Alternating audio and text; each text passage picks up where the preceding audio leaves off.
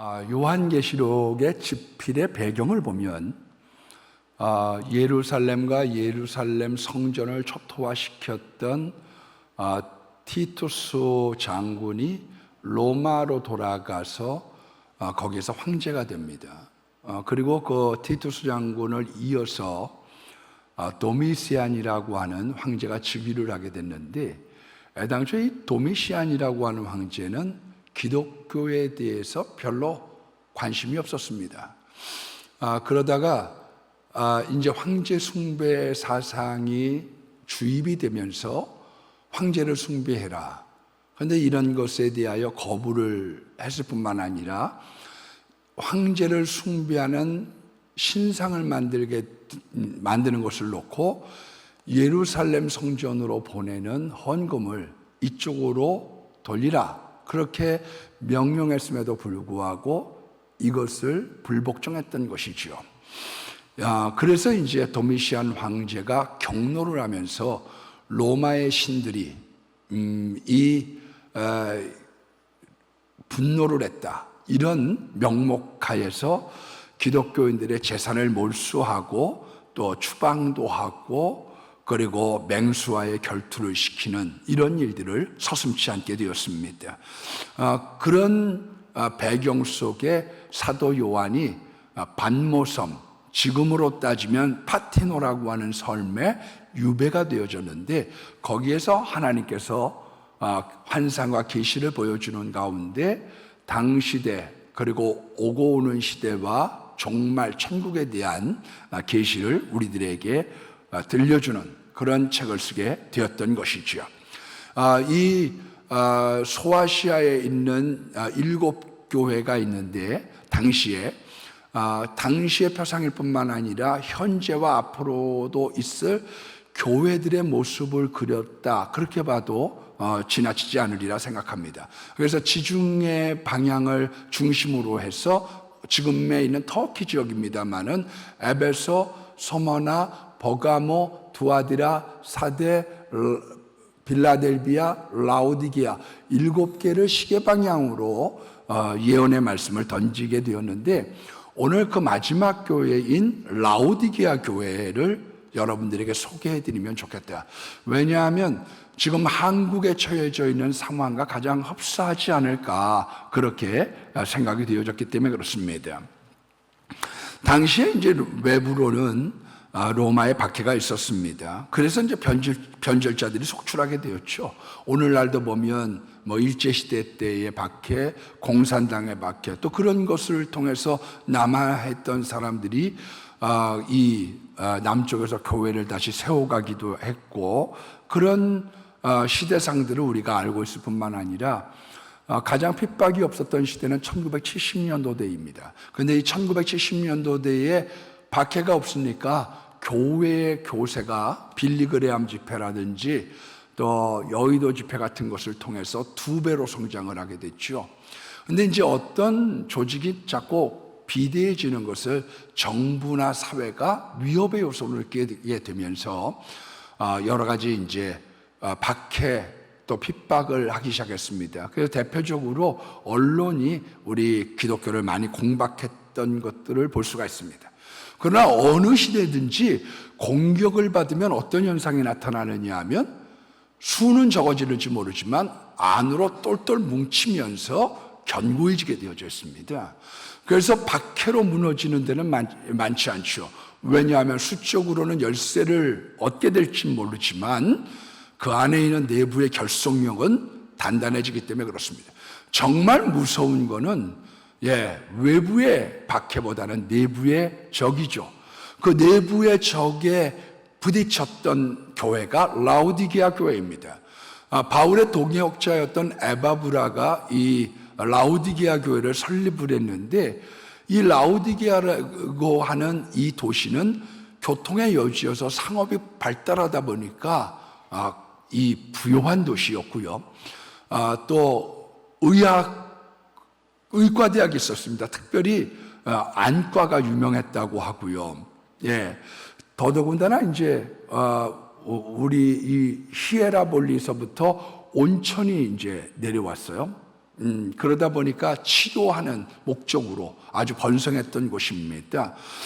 그래서 이런 부요함과 안일함이 있다 보니 이 라오디게아 교회 교인들이 부족한 것도 없고 잘 먹고 잘 살고 나름대로 지금 편안하다 보니까 신앙생활 자체가 자꾸 연약해지는 그런 안타까운 일들을 주님이 보시고 사도 요한을 통하여 올바른 신앙으로 다시 돌아가기를 원했던 그런 사연을 계시록 3장에 담고 있는 겁니다. 그래서 15절 말씀에 보면 책망의 내용에 대하여 크게 4가지를 얘기하고 있어요. 그 첫 번째가 뭐냐면 내가 차지도 않고 덥지도 아니하고 미지근하다. 내가 너를 토해버리고 싶다. 그런 내용이죠. 여러분, 여기 이제 라오디게아는 물사정이 좋지 않았기 때문에 방금 말씀드렸던 히에라볼리라고 하는 곳으로부터 한 6.5km 정도 떨어져 있어요. 예.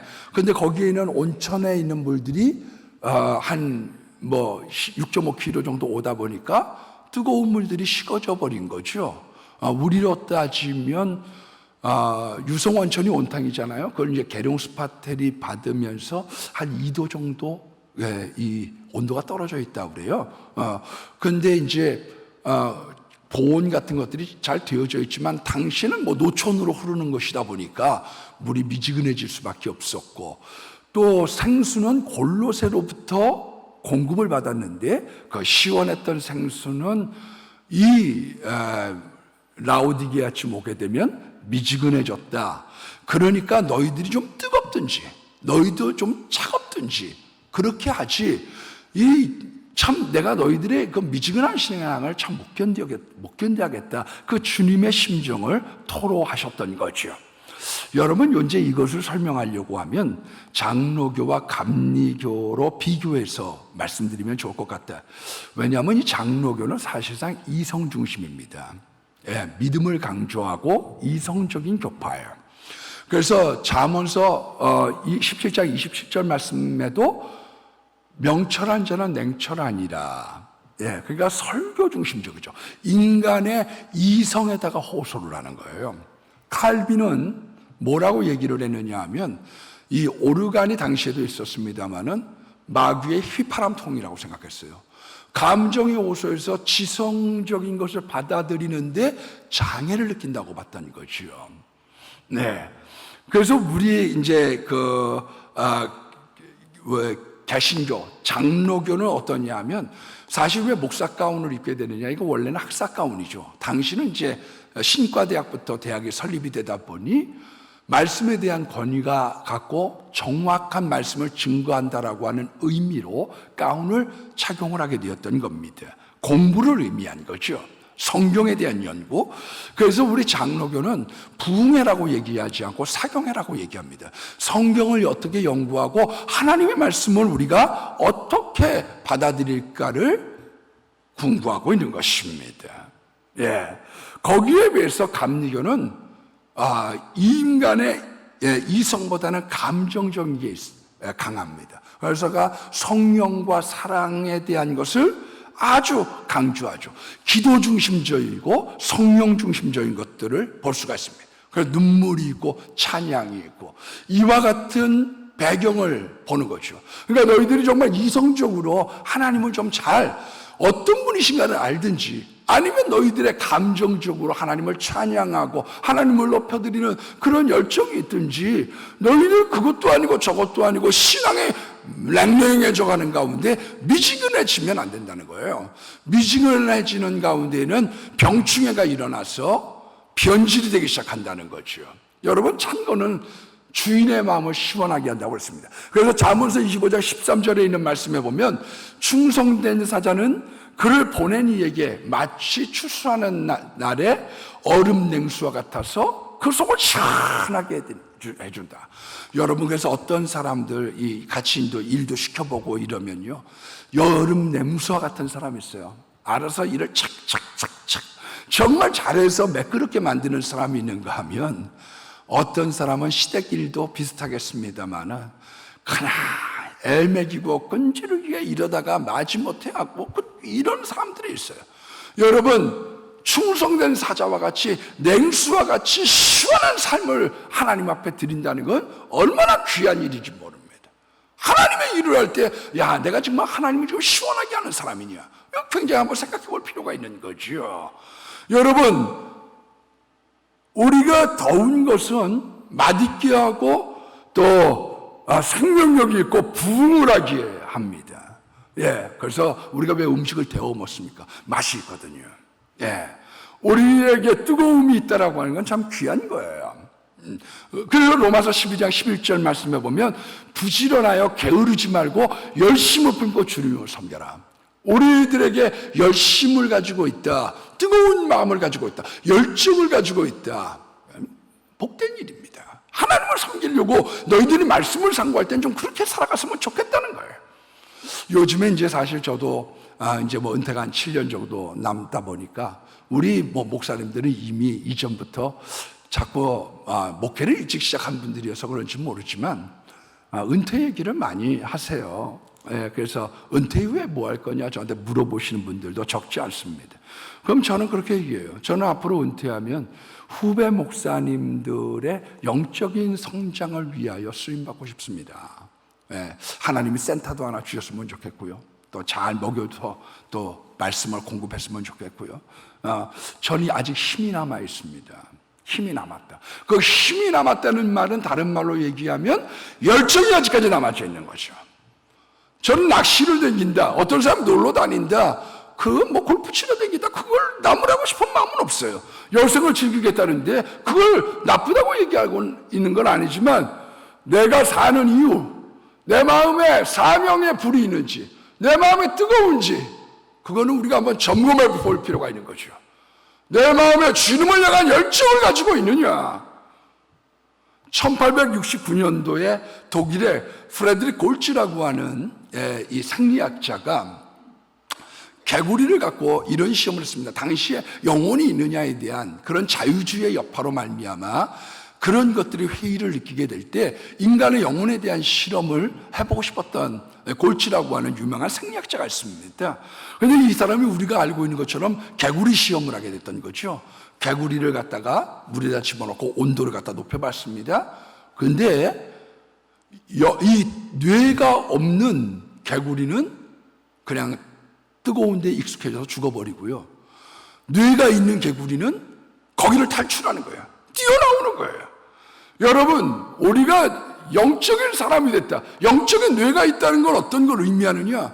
우리가 놀 때도 있고 잘 때도 있고 영화 볼 때도 있고 즐길 때도 있지만 거기로부터 자기 자신으로 돌아와서 이러면 안 돼, 내가 이렇게 가면 안 돼, 거기에 대한 자기의 각성이 있는 거죠.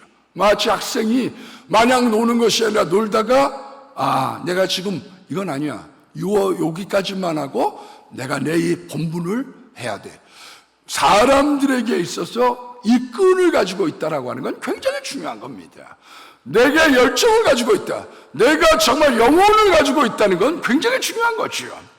그래서 성경적으로는 뜨거워지려고 하면 말씀을 붙잡아야 됩니다.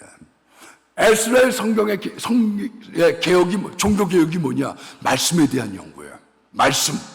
그래서 이 사람들이 새벽부터 정오까지 6시간을 갖다가 성경을 읽고 신명기에 대한 말씀을 읽고 듣게 될 때 그들이 울며 회개한 거죠.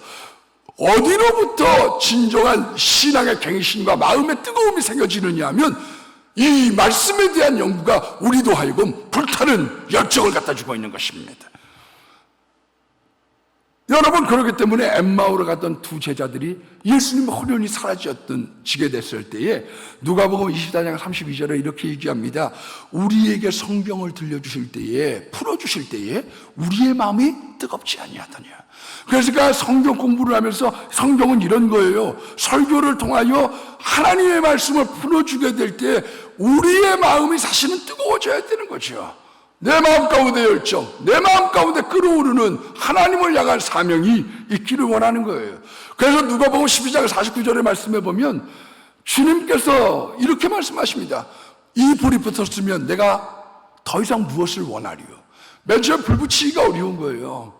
장작돔에다 불 붙이기 어려워서 우리도 옛날에 불 붙이려고 하면 낙엽을 갖고 오고 거기다가 요즘엔 가스라이터가 있어서 갖다 대면 오래 붙이면 불 붙이면 불 붙이기가 어려운 거죠. 당시 시대에. 그런데 불이 붙고 난 다음에 그 다음에 장작만 쌓으면 되듯이 주님께서 너희들의 심령 가운데, 너희들의 교회 가운데, 너희들의 모임 가운데 성령의 불이 있다고 하면 나머지에 대한 것들은 내가 바랄 것이 뭐가 있겠느냐.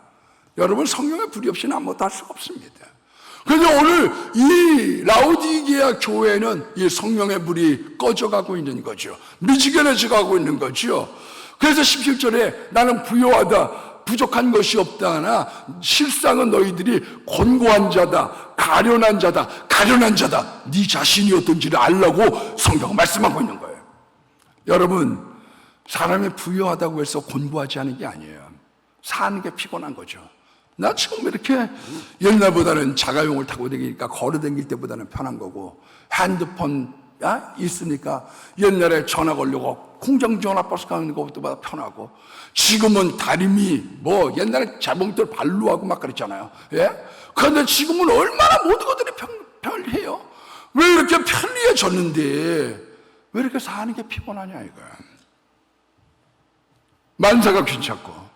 여러분, 교회를 통하여 세임을 얻는다는 건 굉장히 중요한 겁니다.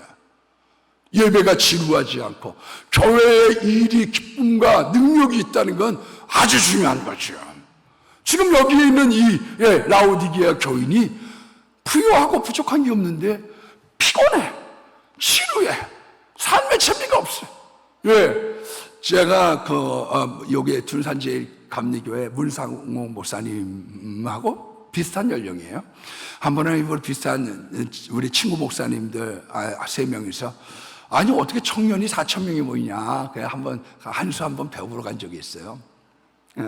그랬더니 그분이 이제 우리를 놓고서 이제 같이 친구 같은 그런 연령이니까 잘 얘기를 해줘서, 근데 그분이 하는 얘기가 우리들이 교회를 개척교회를 했는데 막 여기 강대상도 쌓고 이랬던 여자가 시험이 들어갔고 교회를 떠났어요. 근데 그 사람이 전화를 해가지고 교인을 한 사람 한 사람 빼내가는데 2명이 될 때까지 몰랐대요. 나중에 2명이 되고 난 다음에 아하, 요 사람이 뒤로 전화질을 해갖고 사람 빼나갔구나, 그걸 깨달았다는 거예요. 그래서 낙심하고 있을 때 30먹은 여자 청년하고 성경 공부를 했는데 40일 동안 공부했는데 방언이 터졌대요.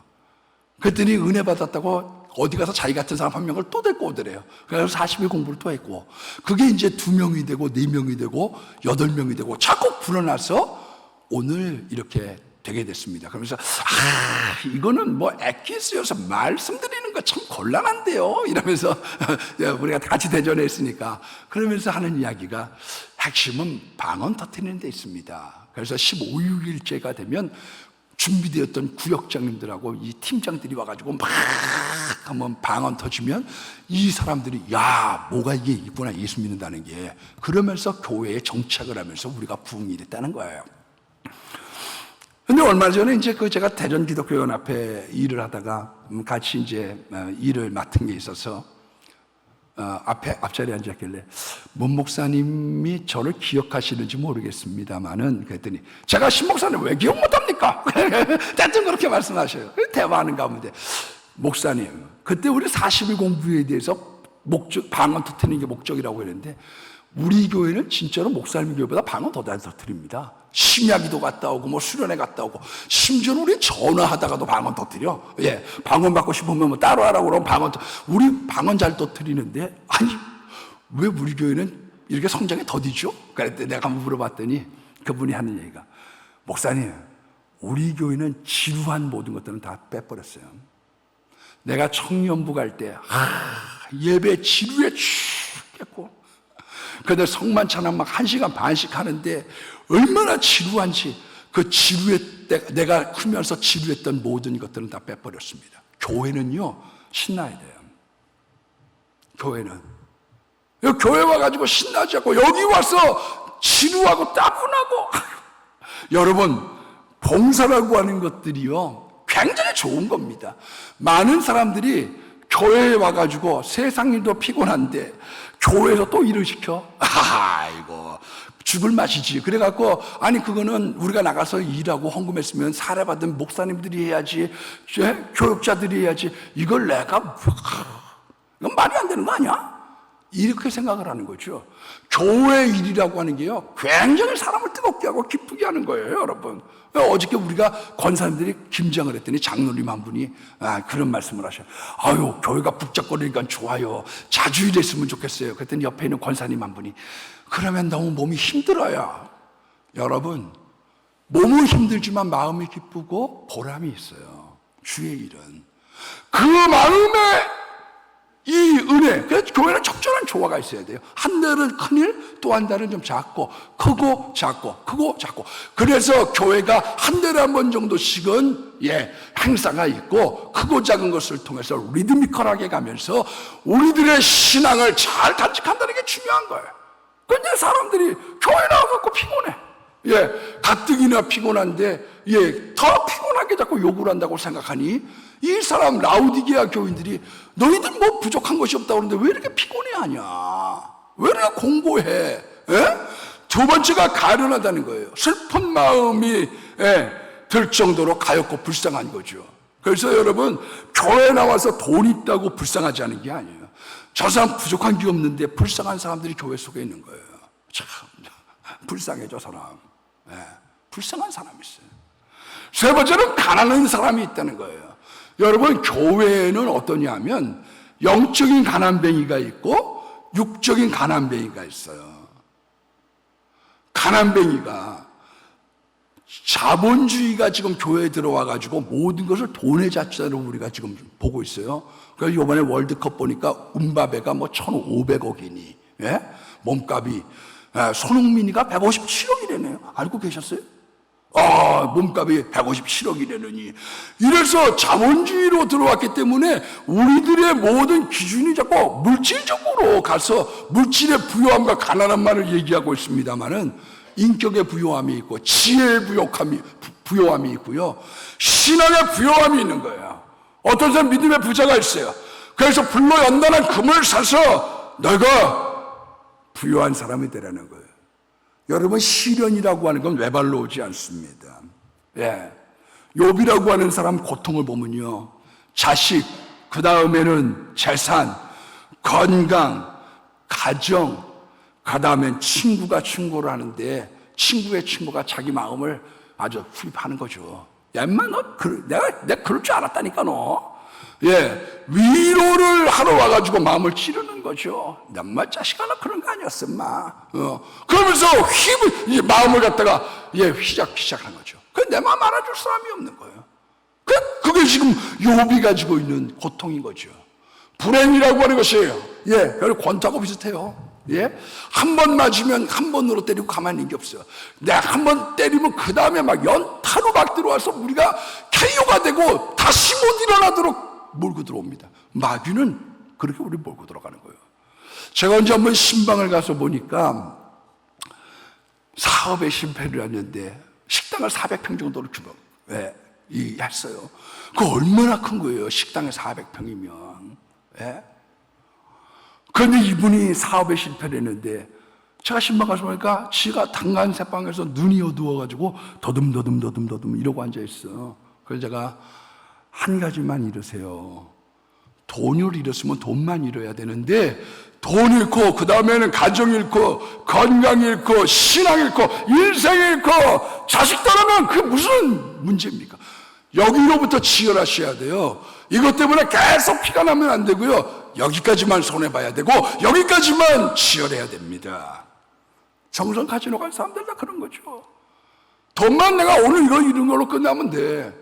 그 다음에 되돌아보지 않으면 되는데 그거 찾겠다고 미련 때문에 돈, 가정, 건강, 인생 다 들어가는 거죠. 이 죄로 말미암은 고난이라는 게 있고, 신앙이라고 하는 것은 뭐냐? 그건 연단이라고 그러죠. 연단. 원래는 파이데이아라고 그래가지고 연단이라고 하는 거는 철을 갖다가 풀무에 들렁달락 하면서 명감을 만든다는 뜻이죠. 파이데리아. 그러니까 이 세상에 있는 고난에 대한 것이 아니라 하나님의 일을 하면서 우리가 하나님 안에서 담금질 되어져서 믿음 안에서 명검, 복음이 되기를 하나님이 원하고 있는 거예요. 여러분, 고난 겪지 않은 사람 쳐놓고 좋은 신앙이들을 봤습니까? 아직까지 저는 본 적이 없어요. 그래서 이사야서 48장 10절 말씀해 보면 고난의 풀무 가운데서 내가 너희를 택했다. 내가 왜 이렇게 힘들어요? 내가 왜 이런 질병이 있어요? 이런 것 가운데 우리의 신앙이 든든해지지. 뭐 문제 없었던 사람들은 조금만 언제 부러닥치면 넘어질지 모르는 거예요. 그래서 하나님은 우리에게 고난의 풀무 가운데 내가 너를 선택해서 너를 복음으로 만들고 있다고 말씀하고 있는 거예요. 열왕기상 1장에 보면 아도니아라고 하는 솔로몬의 형이 나옵니다. 그런데 다윗이 그가 성장할 때 뭐라고 거기에 대하여 기록하고 있느냐? 한 번도 그를 나무라거나 꾸중하지 않았다는 거예요. 그래 네 하고 싶은 대로, 너 하고 싶은 대로 해. 얼마나 잘생겼는지. 압살롬만 잘생긴 게 아닙니다. 아도니아가 인물이 좋았는데 한 번도 네가 왜 그러느냐고 나무란 적이 없었다. 섭섭하게 한 적이 없었다고 그러는 거예요. 여러분, 우리들의 인생 속에 내가 생각할 때 나는 부유하다, 나는 잘 살고 있다, 잘 먹고 있다. 그러나 네 가련한 것과 내 가난한 것과 내 권고한 것들을 좀 알았으면 좋겠어. 그렇게 얘기하고 있는 거죠. 두 번째, 벌거벗은 것을 좀 알았으면 좋겠다는 거예요. 벌거벗은 것. 여러분, 우리가 성경에서 옷에 대한 것들을 보면 이 창세기 3장에 가죽옷이 나오죠. 가죽옷, 우리의 수치를 가려주는 거예요. 그래서 마귀는 우리의 수치를 드러내려고 그래요. 부끄럽게 하는 거예요. 그런데 하나님은 어떠냐면 흰 옷을 사서 우리의 옷을 가려주기를 원하는 거예요. 갈라디아서 3장 27절 말씀에 보면 누구든지 그리스도와 합하기 위하여 세례를 받은 자는 그리스도로 옷 입었느니라. 우리가 세례 받았다는 말은 뭐냐? 그거는 그리스도로 옷 입었다는 뜻이에요. 스라엘가에서 3장 3절 말씀에 보면 죄악을 죄하여 버렸으니 아름다운 옷을 입혀라.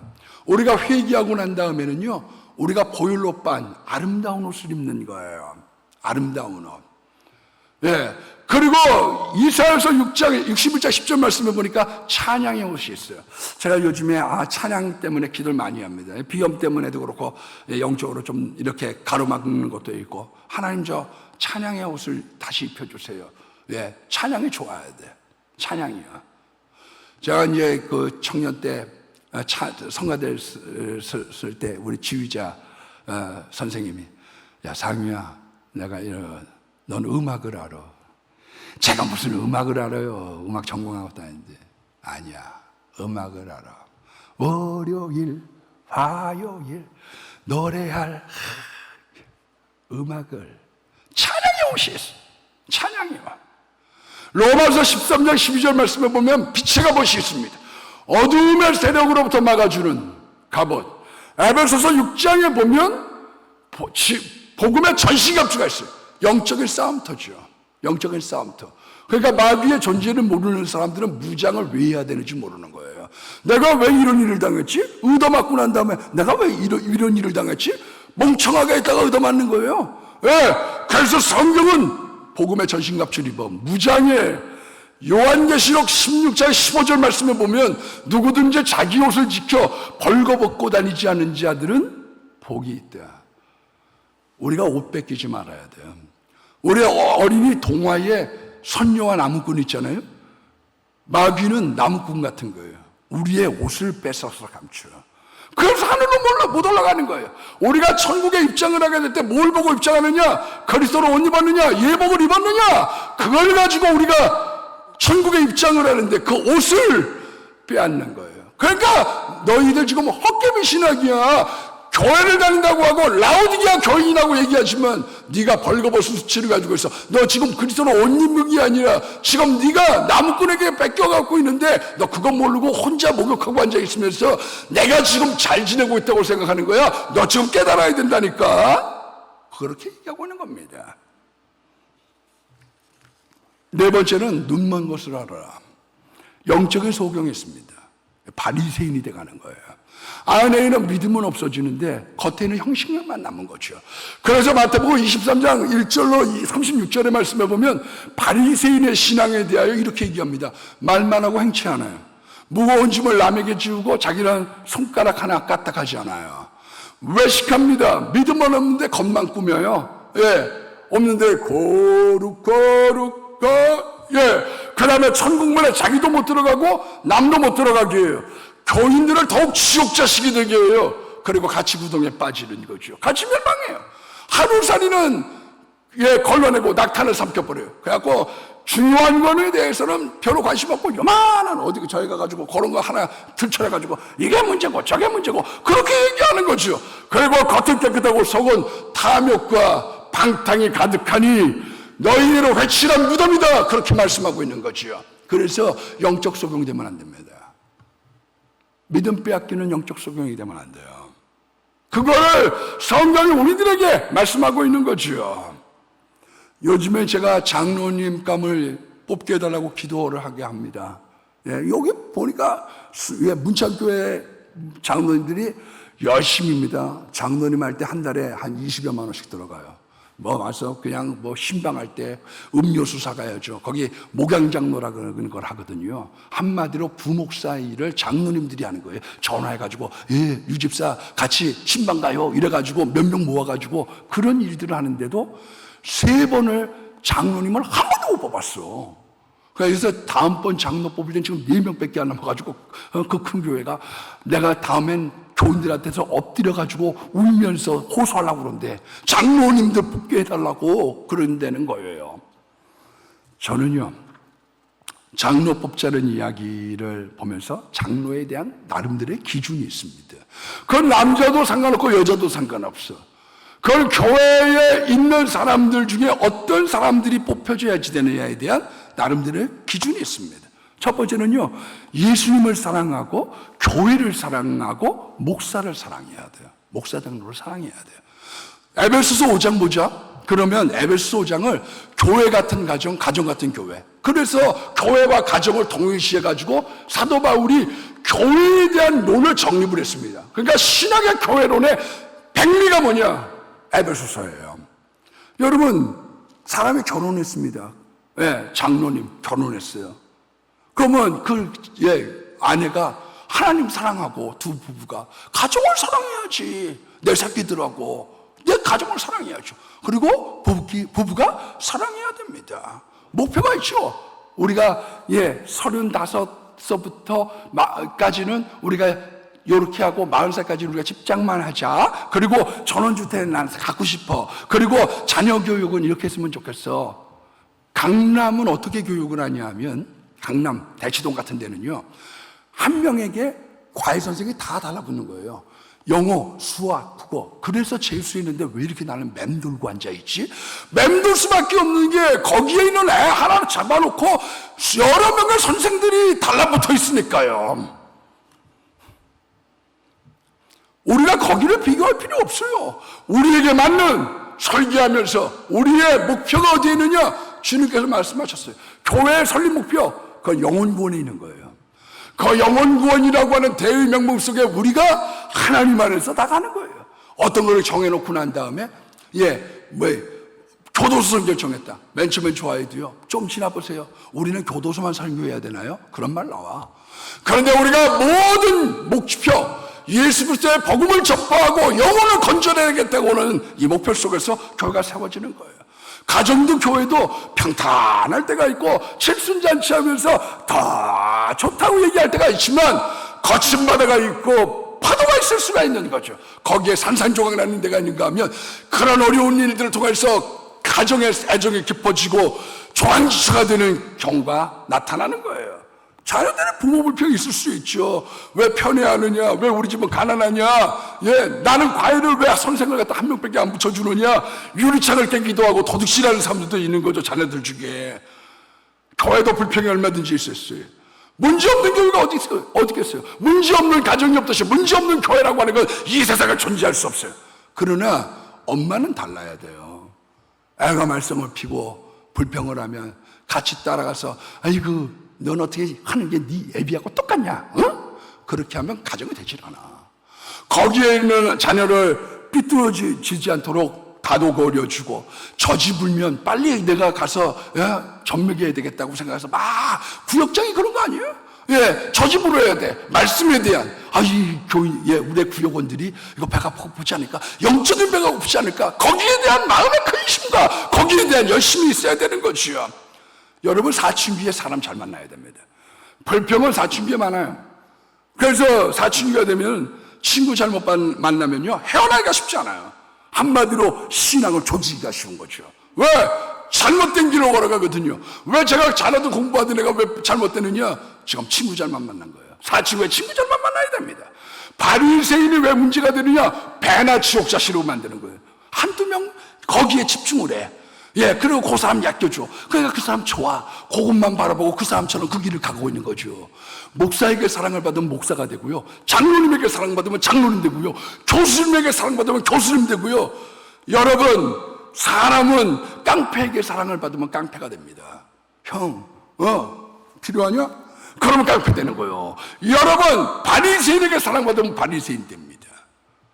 결혼을 안 하는 건 문제가 안 돼요. 결혼 안 하겠다는데 뭐. 그러나 결혼을 한다고 하면 자식 내팽개 치면 안 되는 거죠. 가정이 있는데 속상하다고 해서 내가 아는 여자는 부부가 싸우면 나 포장마차 가지고 술 마시는 거예요. 대학교 때 버릇처럼. 여러분, 집에 안 들어오고 조금 뭐 기분 나쁘면 집에 안 들어와. 교회 안 나가버려. 왜 안 나오세요? 기분 나빠가지고. 그런 사람은 아내가, 그건 결혼할 생각을 말아야죠. 결혼을 한다라고 하는 건 뭐냐? 팔 걷어붙이고 우리도 한번 이 가정을 한번 세워보자, 그런 마음을 갖는 거예요. 여러분, 제일 중요한 게 뭔지 아세요? 부부가 사랑하는 거예요. 남편이 넘어지니까 쌤통, 아이고 내가 깔짝댈 때 내가 그럴 줄 알았어. 그런 사람하고 결혼하면 얼마나 돈 많다고. 여러분, 결혼해보세요. 불행하지. 어떤 사람이 돈을 많이 내, 재벌이야. 그래갖고 장로 세웠어. 볼 것도 없어. 한 5년 살다 보면 서로가 맞아도 너무 안 맞아요. 이래가지고 이혼하는 거지. 지가 없고 경찰청장이라고 그래가지고 자랑거리는 될 수 있는지 모르지만 행복하고는 관련이 없는 거예요. 그래서 한국교회가 왜 자꾸 이문하게 되면 어려우냐? 목사님하고 만나서 사랑했던 사람이 그 다음에는 새로운 목사하고는 안 맞는 거예요. 사랑의 관계는 게 얼마나 중요한데요. 제일 중요한 게 사랑, 부부 사랑을 기초로 해서 가야 되는 거예요. 예수님의 사랑 필요하고, 가정의 사랑에 대한 책임감이 있고, 부부의 사랑을 근거로 해서 내가 가야지 되는 거란 말이에요. 제가 언제 한번 그런 얘기를 간증한 적이 있습니다만은, 제가 학교 다닐 때 교회에서 좋아했던 여자애가 하나 있어요. 우리 셋째 누나 수발을 들겠다고 그래갖고 우리 어머니가 싱가포르에 2개월 갔다 온 적이 있어요. 내가 그때 이제 파란색 항공 우편 엽서에다가 내가 편지를 썼어요. 엄마, 나 사랑하는 여자가 생겼어. 이래가지고 편지를 썼더니 답장은 없고, 김포공항에서 딱 만났는데 어머니가 첫 마디가 하니까, 쓸데없는 생각하지 말고 공부나 해. 원론적인 얘기만 하더라고. 그래갖고 나중에 내가 물어봤어요. 왜 반대하느냐? 그랬더니 걔랑 만나면 자기만 위해달라고 그래. 너 살면서 피곤하다.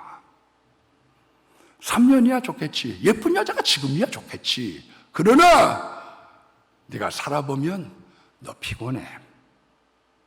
여러분, 사랑이 기초가 되고 희생이 기초가 지고 서로 위해 주려고 해야지 되는 거지. 나만 위해 주세요. 얼마나 피곤하겠어요, 여러분.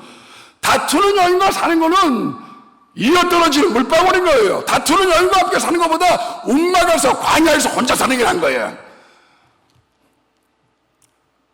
어떤 여배우가 손가락 까딱 안 하고 물방울 튕기려고 하면 결혼 안 하면 돼요. 누가 뭐라고 그래. 그러나 결혼하면 애 낳고 행주 빨고 빨래 널고 희생하고 내가 이 가정을 이루려고 하는 마음이 있어야 되는 것 아니에요? 장로님이 된다, 교회 준직이 된다, 결혼할 준비가 돼 있어야 돼요. 외람된 얘기지만 전 결혼할 때도 좀 철이 좀 덜 들었어요. 그래가지고 예, 우리 큰 누나가 이제 우리 집에 아들이 하나밖에 없으니 큰 누나가 기도를 많이 하는 모양이에요. 하나님, 우리 상호가 결혼하는데 하나님 축복하시고 막 기도했는데 오늘 하나님이 한 가트를 탁 보여주시더래. 그러면서 저한테 전화가 왔어요. 뭐라고 그러냐면, 네가 지금 결혼할 사람은 결혼 준비가 다 돼 있어. 그런데 너는 준비가 안 됐어. 하나님이 너에 대해서 보여주시는데 하객들을 향해서 왜 껄껄껄껄하고 막 거기로 보고 웃고 앉아있다는 거예요. 넌 결혼할 준비가 안 됐어. 여러분, 결혼이라고 하는 게 뭐예요? 하객들보다 내 남편, 내 아내가 중요한 거예요. 목사가 그리스도와 결혼하는 겁니다. 그런데 제가 하객 바라보고서 껄껄거리고 있는 거에 중요한 거예요. 아니면 예수 따라가며 복음 순종하면 우리 행할 길 환하겠네. 내가 주님 따라가는 게 중요한 거예요. 철이 안 들면요, 사람 따라가려고 그러는 거예요. 친구 따라가려고 그래요. 전화하면 만보가 왔냐? 누구? 그래? 금방 나갈게. 철이 안 되는 거지. 가정에 대한 생각, 자식에 대한 생각, 남편에 대한 생각이 있어야 되는 것 아니에요? 그래서 예수님께서 제자들을 불러 모을 때 베드로에게 딱 한마디 질문하신 거죠. 너 나 사랑하냐? 네, 사랑해요. 나 따라와. 예수님하고 결혼하는 사람에게, 사랑을 맡기는 사람에게 딴 거 물어본 게 아니에요. 사랑하냐? 사랑해? 예수님 사랑해야지 되는 거고요. 교회를 사랑해야지 되는 거고요. 가정을 보야죠. 거기 가서 한기고 빨고 빨래도 하고 옛날에 뼈쫓구두 아가씨. 그렇지만 와서는 내가 그 가정을 일으켜야 되는 것 아니에요? 그리고 부부끼리 서로 사랑하고 잘 되기를 원해줘야 될 거 아니에요? 내가 장로님 잘 되기를 원해서 빌어주고 나는 우리 목사님이 잘 됐으면 좋겠어요. 그런 마음을 가지고 서로 행복하게 살아가야지. 3년 지나면야 안 좋은 사람이 누가 있겠어요? 신혼 3년에야 3년 지나고 나면 본색이 드러나고 피곤하게 하고 서로 싸우고 되는 게 없으면 그 꼬라지가 되겠어요? 가정이 되겠어요? 그런 교회가 되겠어요? 여러분, 결혼을 하려고 할 때 마음에 각오를 해야지 되는 거예요.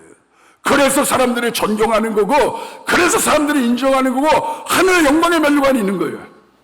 오늘 주님의 요구가 있습니다. 열심을 내라. 제어 좀 끌어올라. 좀 타오르는 교회가 돼. 너희들의 면직물 잘 팔고 전쟁 없고 의과대학 있고 온천 있고 핍박 없다고 기도 없이 잘 된 거는 성공 같은 실패야. 두 번째, 회개해라. 그래서 회개의 영을 부어달라고 기도해. 세 번째, 마음의 문을 두드릴 때 문 열어. 네 인생에 공고해? 네가 마음에 가련해? 네가 생각할 때 답답해? 너 컬컬해? 내가 문 두들기고 있는 거야. 그때 마음은 열어. 그 주님의 요구가 라우디게의 교회에 있던 것처럼 이 시간 찾은 여러분들에게 함께하기를 예수의 이름으로 축복합니다.